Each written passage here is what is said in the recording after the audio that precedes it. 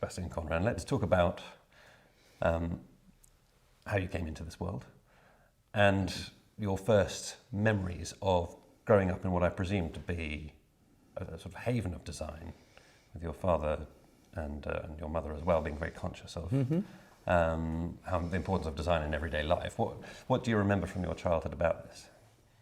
We lived in this big house in Regent's Park Terrace, and my dad was a designer. I can't remember what my mother was doing, but I remember one day she said she had to go to school, and it turned out, I found out later, that it was actually the Central School that she was going to, the Central School of Arts and Crafts as it was then, to study textile design. My father had actually studied textile design there previously. You know, I think from about 8 onwards, I wanted to be an inventor, and this was what drove me. And I can remember that my mother, my brother and I were living in a little flat in Clapham, I think it was, and it had one bathroom, and of course that was my dark room. So, you know, people would be doing the pea dance outside, and I said, oh, just wait, hang on a bit, I'm still developing something. And so I... But anyway, so there was art school. I did mathematics and chemistry at for my A-levels, as we had then, and I thought I was going to go and study mechanical engineering at Bristol. But my father, in his wisdom, thought that I should go and study at Central School of Art and Design. And so I did industrial design engineering there. But he just thought I might have a more interesting life being a designer. And by the way, I think he was 100% right. So I went to Central and started the foundation course. And it was the most wonderful thing. Learning about art history. Kerry Kennedy was the person who taught me art history there. And we had these fantastic tutors. I mean, it was just wonderful. And I learnt so much, and it was so different. This was much more exciting because, well, I mean, I'd say much more exciting, but it was a bit more what I felt I'd been put on this earth to do. Am I right in thinking you had to book, act, and one of those was the first performance for the Sex Pistols? Tell me, how did you encounter them in the first place? How did you learn of them, and what was meeting them like? I was sitting in the union office, poring over the accounts, no doubt, unlikely, but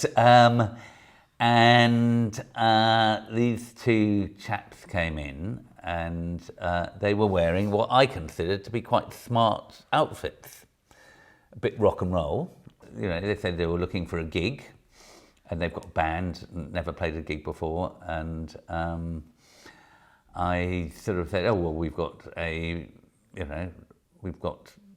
a party coming up on next Thursday, you know,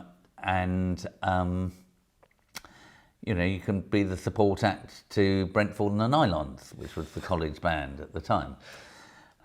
I can remember thinking, actually, they were playing some interesting tracks in the lineup, and Johnny Rotten seemed to be blowing his nose into the microphone. A lot of people had mixed opinions about this, but I did notice that the cool people, the people who I considered cool in the scene at Central, seemed to like them.